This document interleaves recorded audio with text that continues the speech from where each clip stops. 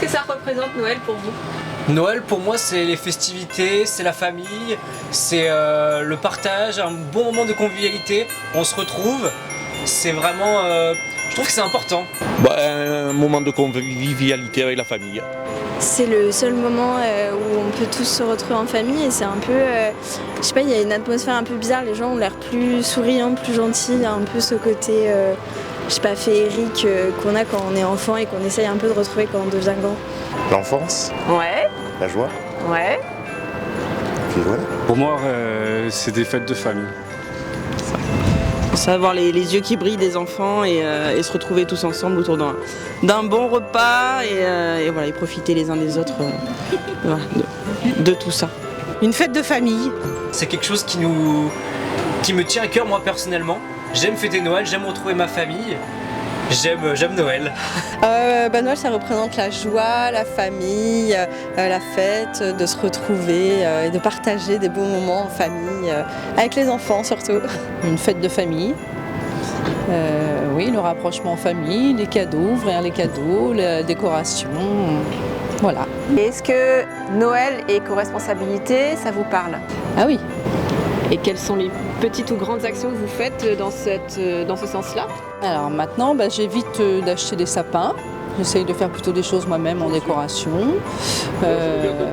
J'essaye plutôt d'acheter des choses de seconde main aussi, même pour la déco. Pas plus que ça. Pas plus que ça. Non. On est pour le circuit court parce que nous on vit à la campagne et donc plus c'est court mieux c'est. Voilà. Donc c'est très bien. voilà, ok.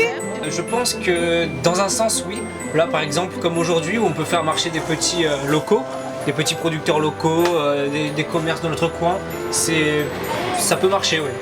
J'essaye généralement de ne pas prendre toujours sur internet, j'essaye vraiment d'aller dans le petit magasin du coin et de faire plaisir aux commerçants, de faire marcher les commerçants. Oui, on essaye de faire éco-responsable pour le sapin. Voilà. Si vous faites justement. Après, de le remettre dans les recycleries, ou ici notamment le mettre sur la plage pour la protection des dunes. Voilà, c'est surtout ça par rapport au sapin. C'est compliqué, hein. Noël c'est la consommation. Donc l'éco-responsabilité, il faudrait que ce soit éco-responsable. Mais le problème c'est la surconsommation. Après le Père Noël peut maintenant faire des cadeaux un petit peu de seconde main et voilà, c'est de plus en plus on se tourne vers ça de toute façon. Ou local, mais c'est vrai que voilà, le seconde main est assez de la partie aussi. Pas spécialement. Pas spécialement. Non. Plus ou moins, on le voit de plus en plus avec les jouets par exemple qui essayent d'être en bois, ce genre de choses, on le voit aussi sur les marchés de Noël, mais après, pas plus que ça non plus, je vois pas forcément ce que par exemple moi je peux faire au quotidien. On essaye quand on peut en tout cas et qu'on voit des choses qui peuvent un peu différencier de ce qu'on peut trouver tous les jours dans les grandes surfaces et que tout le monde peut avoir.